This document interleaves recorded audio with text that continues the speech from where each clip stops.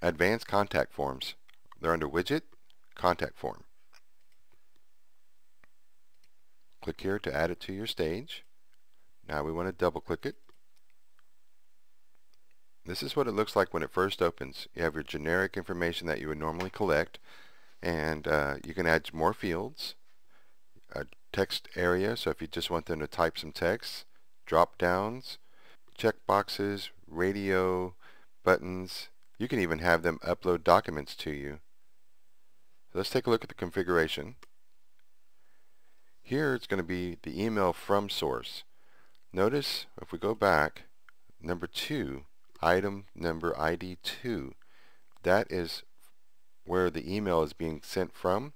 That's normally what we use, so we want to see that email address when it comes to our mailbox. This is where you put where you want the mail to be sent, and whenever they click the send button, it says processing, and there's some messages here in case they didn't get it correct or something's wrong. It'll tell them that it got sent or not. This one says the message was sent, and you can customize these to your liking. This is where you set the title of the email, contact from your website.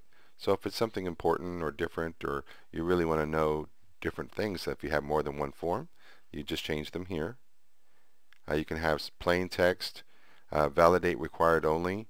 You have many options, so take your time and go through here and make sure when you're setting up your form you've got it done correctly. You also want to always test your form and send messages to yourself. Information here about the characters limits, validation error messages, in case you want to say it differently. Okay, let's go back. Let's look at this name. Remember, it's got an order in the mail. This is how, when it comes to your mailbox, what order it's showing up in the list of contact information. And like remember, now we're going to be asking for their email. Well, we want to validate that email, and that's under additional properties, and it's right here, email validator. So we're already got that programmed for you.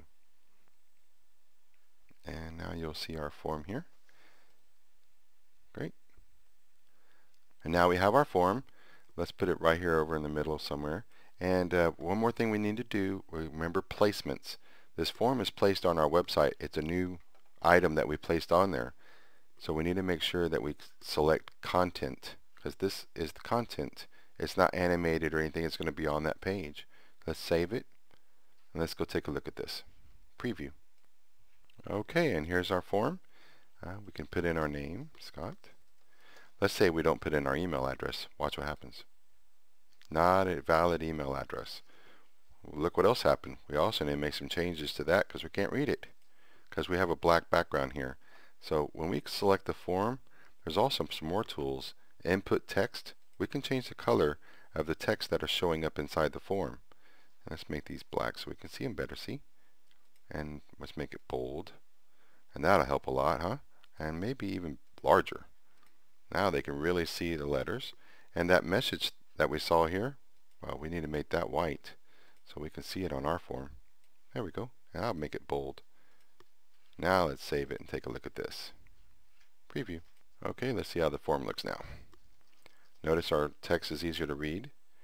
There's still some more editing we can do here. Let's send it. Notice that the message is here.